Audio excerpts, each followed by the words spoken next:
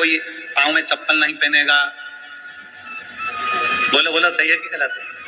कई लोग 9 दिन तक नियम लेंगे, हम पाँव में चप्पल नहीं पहनेंगे। कोई लोग नियम लेंगे कि हम 9 दिन तक भोजन नहीं करेंगे, हम अन्न का त्याग करते हैं। कोई 9 दिन तक नियम रखेगा, मैं लौंग पर व्रत रखूंगा 9 दिन। कोई व्रत रखेगा, मैं 9 दिन तक केवल 1 गिलास दूध पर व्रत करूंगा। कोई लोग व्रत करेंगे कि मैं 9 दिन तक गलत चीजों का त्याग कर दूंगा। कोई नियम लेंगे कि 9 दिन तक मैं पैदल चलकर माता रानी के मंदिर तक, देवी के मंदिर तक जाऊंगा। कितने दिन? जम के बोलो जरा, 9 दिन। और जो बाकी के दिन है वो केवल 9 दिन। बाकी के दिन क्या? वैसे ही जाने दो। शिव महापुराण की कथा कहती है ये 9 दिन तुम चप्पल पहनो मत पहनो, 9 दिन तुम माता के दरवाजे जाओ मत जाओ, 9 दिन तुम उपास रखो ना रखो, 9 दिन तुम अन्न त्यागो ना त्यागो। और शिव महापुराण की कथा कहती है, मां आद्य शक्ति के चरित्र का वर्णन करते हुए कहती है कि 9 दिन तुम्हारे प्रत्येक दिन तुम एक संकल्प ऐसा ले कि मैं अपने सामने, अपने क्षेत्र में, अपने मोहल्ले में, अपनी कॉलोनी में, अपनी सोसाइटी में किसी छोटी बच्ची के साथ कभी कोई गलत कृत्य नहीं होने दूंगा। 9 दिन में दूसरा नियम लो, हमारे मोहल्ले में, हमारे क्षेत्र में, हमारी कॉलोनी में, हमारी सोसाइटी में मैं कभी अपनी सोसाइटी में, अपनी कॉलोनी में, अपने क्षेत्र में कोई गलत व्यसन नहीं होने दूंगा। तीसरे दिन फिर नियम लो, मैं अपने क्षेत्र की बेटियों के प्रति, अपने क्षेत्र की बेटियों को, अपने क्षेत्र की छोटी छोटी बेटियों के लिए मैं स्वयं आगे बढ़कर उनको शस्त्र की, तलवार की, शस्त्र की विद्या प्रदान करूंगा। चौथे दिन नियम लो, मैं माता रानी के चौथे दिन नियम लेता हूं कि मैं अपनी नवरात्रि में, इस नवरात्रि में चौथे दिन का नियम धारण करता हूं कि मैं अपने क्षेत्र की बेटियों को शास्त्र की विद्या दूंगा, गीता की विद्या दूंगा, रामायण की विद्या दूंगा। 5वें दिन का नियम लो, मैं 5वें दिन का नियम लेता हूं कि मेरे क्षेत्र की बहन बेटियों के लिए मैं 5वें दिन का नियम लेता हूं कि मेरे क्षेत्र की बहन बेटियां अगर आधी रात को भी कहीं जा रही हैं, हॉस्पिटल जा रही हैं, कहीं किसी कार्य से जा रही हैं, रिश्तेदार के यहाँ जा रही हैं, मेरे क्षेत्र में उनको भय उत्पन्न नहीं होगा, मेरा बल इतना प्रबल रहेगा।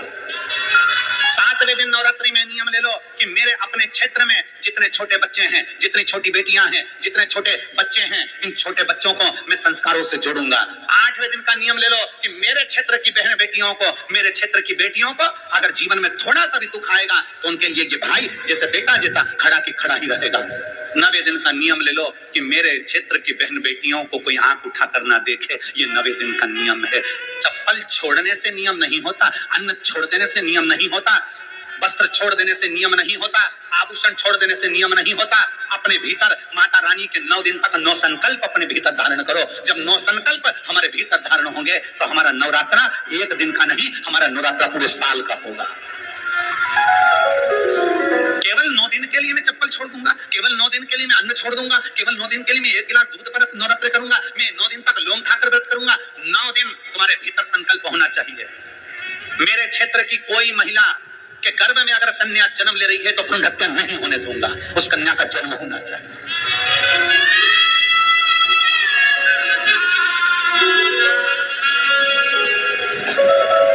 अपने 9 नियम बनाइए, अपने 9 नियम बनाइए। केवल रोटी नहीं खाऊंगा, 9 दिन रोटी नहीं खाऊंगा पर दुनिया के प्राण खाऊंगा। 9 दिन मैं 1 गिलास दूध लेकर व्रत करूंगा और जैसे ही दशहरा आएगा दूसरे दिन हो जाए। अरे त्याग, दूध का नियम ले रहा है कि 1 गिलास दूध पे 9 दिन निकालूंगा।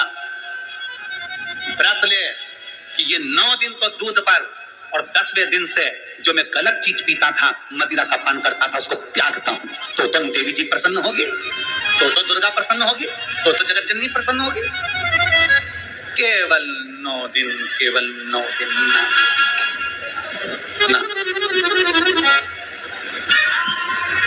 भगवान का भजन करो। गरबा करना आता है आप लोगों को? अरे बोलो तो जम के आते। गरबे में बस ऐसे ऐसे हाथ हिलाते रहो तो गरबा हो जाता है? गरबे में ये दो हाथों का मिलना जरूरी होता है। बोलो सही है कि गलत है? क्यों? माँ जगदम्बा दुर्गा भवानी के दरबार में ये दो हाथों से ताली बजाते हुए गरबा होता है। क्यों? किस लिए? क्योंकि माँ जगत जननी चाहती है कि तू अपने परिवार में जिसके साथ में रहती है, तेरा पति पत्नी, ये दो हाथ, एक पति है एक पत्नी है, प्रयास करो ये दोनों मिलकर चलें और अपनी जिंदगी सार्थक बनाते चलें। अपनी जिंदगी सार्थक रमो रमो कर सार्थक का जीवन।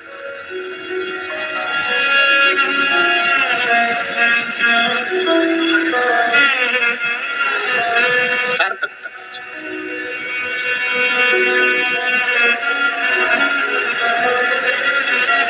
और जब आपका विश्वास, जब आपका भरोसा, जब आपकी दृढ़ता पूर्ण तरह से परमात्मा के प्रति समर्पित हो जाएगी तो परमात्मा आपकी ओर आकर्षित होगा। परंतु एक बात और ध्यान दीजिएगा, जैसे 23 घंटा पूरे परिवार को दे रहे हो ना, तो परिवार के सिवाय आप भगवान का नाम भी नहीं ले रहे हो। क्योंकि जब आप काम में लगे रहते हो ना, किसी पारिवारिक सोफे पे बैठकर, जब शादी ब्याहों में कोई फंक्शन में जब तुम बात करने बैठते हो ना, गप्पे लगाने, तो फिर तुम्हें भगवान थोड़ा ना याद आता। तुम तो परिवार में ऐसे भूल जाते हो कि बस अब तो अपनी और पाँव पसारे और लंबा पाँव करा और इधर सोफे पर हाथ रखा और इधर दो चार काका ने, बुआ ने, फूफा ने सब बैठ गए और जो बात चालू हुई, फिर तुमने भगवान को कौन गिन रहा? फिर कौन भगवान का भजन कर रहा है?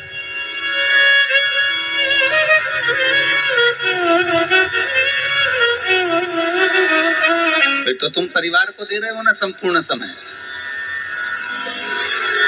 और अगर आप परिवार को संपूर्ण समय दे रहे हो तो एक निवेदन और स्वीकार करिएगा कि 23 घंटे अगर अपने परिवार को दिए हैं तो 1 घंटा परमात्मा को अगर दे रहे हो तो उस परमात्मा के समय में भी परिवार नहीं आना चाहिए।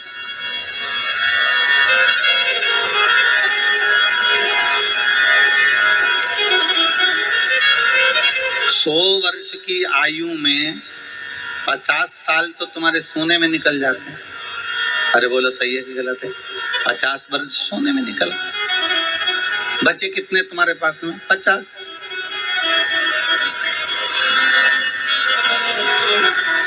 और उसमें भी 25 साल तो तुम्हें ये सोचने में निकल जाते हैं कि फिर कमाना कैसे है, आगे कैसे बढ़ना है, नौकरी व्यापार कैसे करना है, विद्या अध्ययन कैसे करना है, विद्या अध्ययन कैसे करना है, कैसे अपन को आगे बढ़ना है। कितने साल निकल गए? अब कितने बच्चे तुम्हारे पास में? मात्र 25। और 25 वर्ष में भी तुमको ये व्यवस्था करने में लग जाते हो कि बहन के घर जाना है, बच्चों का ब्याह करना है, शादी करना है, थोड़ा सा पैसा कमा कर एकत्रित करना है। मालूम पड़े वो 25 साल में से 10-12 साल तो तुम्हारे इसी में निकल गए। बचे कुछ थे थोड़े बहुत 5-10 साल समय हमने सोने और में वो ऐसी जिंदगी में हमने भोग विलास में निकाल दिया, कुछ समय हमने कमाने में निकाल दिया। समय हाथ से जाता है।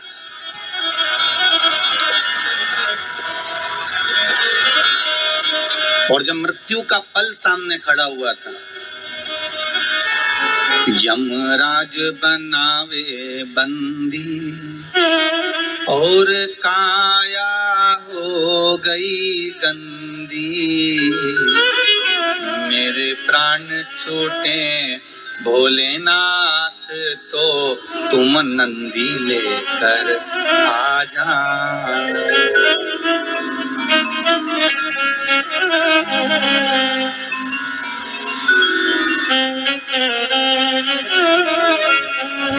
जब आए मरण का मौका, कहीं हो ना जाए धोखा, मेरी कैया छूटे नंदलाल तो तुम नैया लेकर आ जाना। जब घोड़ा मिले ना गाड़ी चलने की हो तैयारी। जब घोड़ा मिले ना गाड़ी चलने की हो तैयारी। मेरे प्राण छूटे भोलेनाथ तो तुम गौरा लेकर आ जाना। और इस भजन की एक लाइन सबसे सुंदर है, उसको आप भी ध्यान रखिएगा महाराज। जब तन में उठेगी ज्वाला कोई पास न आने वाला। जब इस तन में आग लगेगी, जब इसको जलाया जाएगा, जब इस तन को आग लगाया जाएगा। और आज वही इस भजन को बनाए श्री नागर जी महाराज ने कई वर्षों पहले बना लिया था और उसकी लाइन आज सिद्ध करी जा रही है कि जब तन में उठेगी ज्वाला कोई पास न आने वाला। तब हे भोलेनाथ इतनी कृपा करना कि आप नंदी लेकर आ जाना, क्योंकि परिवार नाते रिश्ते कुटुंब कबीले ये कोई साथ तो आने वाले नहीं।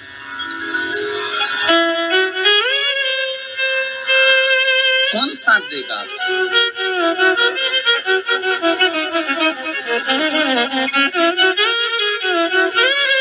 पहले तो कंधे पर भी तोप कर ले जाते थे, राम नाम सत्य कहते कहते। आज के जमाने में तो घर भी नहीं लाने देते, हॉस्पिटल से डायरेक्ट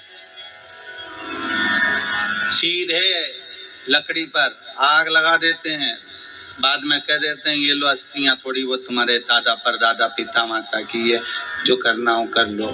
अब उन अस्थियों का करोगे क्या? क्या करोगे उन अस्थियों?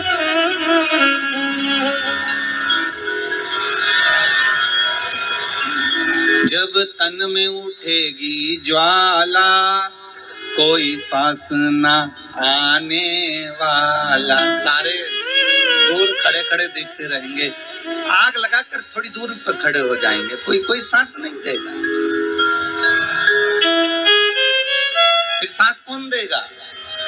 तो शिव महापुराण की कथा कहती है कि माता के गर्भ में तू अकेला था, ना भोजन करता था, ना नौकरी करता था, ना तू सर्विस करता था, ना तू कमाने जाता था। माता के गर्भ में जैसे तू अकेला था तो तेरा भरण पोषण मैंने करा था। माता के गर्भ में तू पड़ा रहा तो तेरा ध्यान मैंने रखा था। माता के गर्भ में तू रहा तो तेरा भोजन देने का काम मेरा था। माता के गर्भ में जब तू पड़ा रहा तो तुझे जीवित रखने का कार्य मेरा था। तो भगवान शंकर की कथा कहती है कि मरने के बाद का भी टेंशन मत लेना कि लोग जलाकर दूर बैठ जाएंगे। दुनिया के लोग दूर बैठकर तुझे देखते रहेंगे आग लगते हुए। और शंकर कहते हैं कि तूने अगर मेरा एक बार भी नाम लिया है तो मैं नहीं देख पाऊंगा, मैं तुझे जाकर अपनी बाहों से लपेट लूंगा, अपनी बाहों से लगा लूंगा। किसी ने कहा शंकर भगवान को और कोई भस्म नहीं मिली रमाने के लिए? शंकर भगवान को और कोई भस्म नहीं दिखी रमाने के लिए? अरे गाय के गोबर का कंडा बनाकर उसकी भस्म बना के शंकर जी लगा लेते? नहीं नहीं नहीं। किसी वृक्ष को जलाकर भगवान शंकर उसकी भस्म लगा लेते? नहीं। किसी पत्तियों को जलाकर शंकर भगवान उसकी भस्म रमा लेते? नहीं। पर शंकर भगवान ने भस्म किसकी रमाई? वो भी मुर्दे की।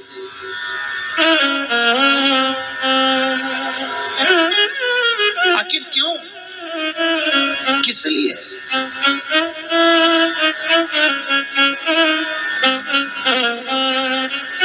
शंकर भगवान ने कहा कि ये जो जीव जिसको मैंने जन्म दिया है, जिसको मैंने पैदा किया है, इसके गर्भ में मैं इसके साथ में था।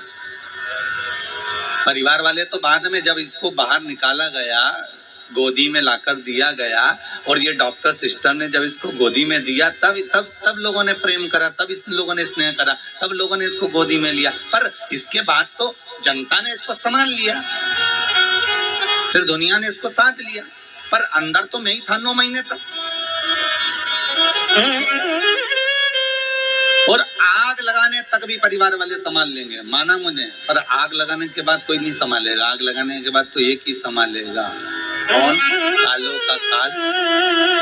जम के तो बोलो, कालों का काल महाकाल, बस वही संभालेगा। फिर वो कहता है कि गले में लगाऊंगा। जब दुनिया चली जाएगी ना, धधकती हुई अग्नि में,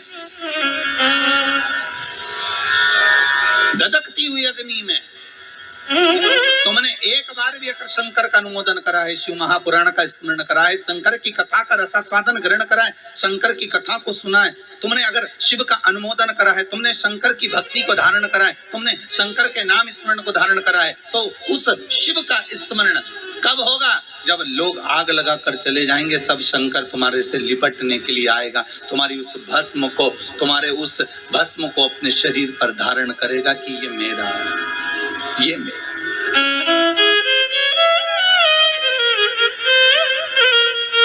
ये जो भस्म है इसके शरीर की, ये मेरी द्वारा दी हुई है, मेरी।